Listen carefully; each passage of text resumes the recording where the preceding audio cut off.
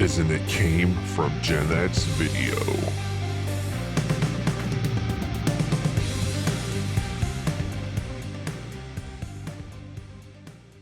May 25th, guys, back in 1977, Star Wars debuted in the theater. It's 46 years ago. Hard to believe. Obviously, I know it's one of our favorite movies personally.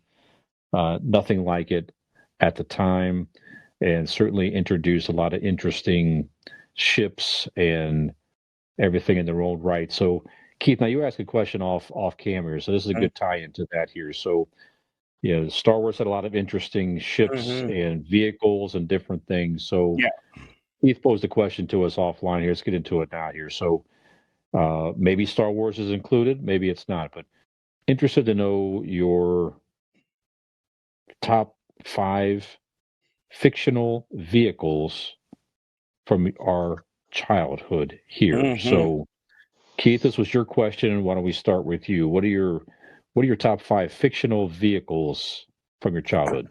Okay, I got to go with number 1, and this is tough because 1 and 2 are really, really tough.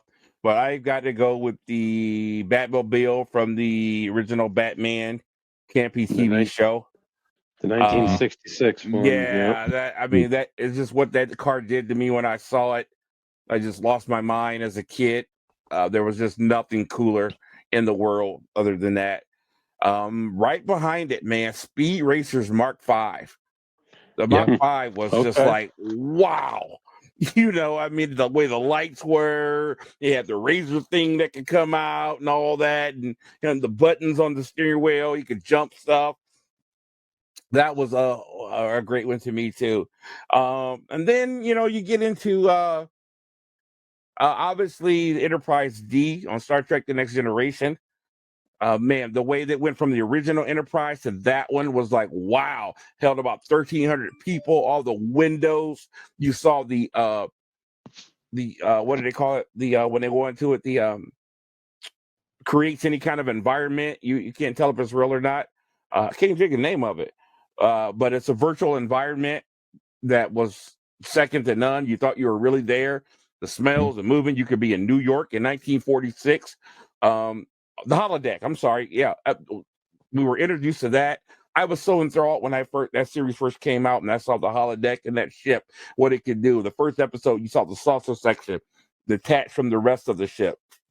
That one blew my mind too. And then there was a cartoon called Battle of the Planets when I was growing up. Yeah. And I tell you what, man, that ship, the Phoenix, the Fire Phoenix. The Phoenix, I would draw that ship in school all day long. So I could go on and on, but those are just some in mind. Definitely the General Lee from the Dukes of Hazzard. I thought was the greatest car ever growing up. But I'll let you guys get some. So those are some of my favorites. Very good. Skinner, what do you got? I'm glad I'm not the only one that put a cartoon vehicle in their top 5. Sure. Number 5 for me is the Ecto-1. Ah, yes. What's that from? Ghostbusters, baby. The 1966 Cadillac. That big old Duesenberg. Yes, sir. The next one is the Mystery Machine. I know, right? Good one. Gotta love it. No, my number 3 then is Knight Rider. How can you forget Kit? That car was something else. And then my number 2, and here's where my Star Wars is, the X-Wing fighter. And number 1, without question, hands down, Millennium Falcon. 2 of them. There you go. You know what? I love the Millennium Falcon, but I love the Imperial cruisers. Those are really cool. Yeah. But just the sound of the X-Wing fighter, you hear that, and it just sends chills down your spine. I like TIE fighters better than X-Wing fighters. I hate those things. But we got to witness it again on the big screen right before I got married with Dean and Nick. Me and Fisher went and saw it on the big screen. And just sitting there, like I'm 12 years old again, watching it was just absolutely incredible. Yeah, and I have the Mystery Machine on my list too. So it's cool. Yeah, but I got to thank you again for inviting me to that, Fish, because Marcy asked me, she goes, "How was it?" I said, "I felt like I was 12 years old again. It was absolutely incredible." That's the way Yeah, you're so supposed to watch Star Wars. So absolutely. That was the 40th anniversary of Jedi. That was the really Return cool. of the Jedi. Yep. Yep. Well, we all no surprise we'll definitely have overlap here. I got the number 5. They got the DeLorean from Back to the Future. Yep. I had the Ectomobile as well, Skinner. Ghostbusters. Okay. That scene, the first scene in Ghostbusters, it gets me excited every time when they get the first call and they show the scene that the lights light and that Yeah. siren. I just love Yep, the yep, siren of the Ecto there, and just it takes off. I love that so much. How about Van 1? Do you recognize that license plate? That's A-Team, isn't it? No, No. actually, that is from a 77 black Trans Am Firebird driven by Smokey and the Van. Bandit. Smokey. The Bandit, Yeah, yeah. I Burt should have Reynolds. known that. That's okay. That Trans Am, that mid-70s Trans Am with that Mhm. huge Firebird on the hood and the the Yeah, sunroof he love had and that. everything. Love that. Man, love that movie so much. I think it's on Netflix, by the way, too. Yeah.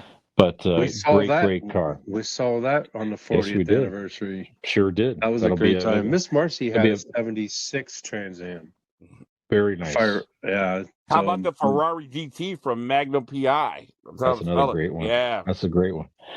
And then I got repeats. I got the Batmobile, thinking of the original Keith, like you, in 1966. That just was phenomenal. And number 1 also for me, Skinner, the Millennium Falcon. That's my favorite ship in Star Wars. It just I love the fact that it's falling apart. It's a clunker, but he gets the job done. He gets the job done. Him and Chewie always fixing it. It made the Kessel run in 12 parsecs. That's sure it did. And the sound. That had one of the best sounds of any Star Wars ship when it flies by. The Millennium Falcon, as we know, has a very distinct sound only that it makes. So there you go. I got to give an honorable mention. Yes. I grew up watching a show on Channel 43 called Moon 1999? Space 1999. Yeah, that's right. And they had the ships, the Eagle 1, Eagle 2. I love those ships, and I got one as a kid. And the cool thing about them, they got this cool little beetle head front, a cargo back, and then like 4 engines in the back. But you could take the cargo part off and put the engines to the little head in the front to make the smaller ship, which they could do in real life. I love that thing. That was one of my favorite toys of all time. They made a real Eagle 1. It was this big, too. Very good. Awesome. Keith Porter here, a.k.a. Porter House from It Came From Gen X. We hope you've been enjoying the show, but please make sure you hit the like button, make sure you hit that subscribe button, and we'll see you next time.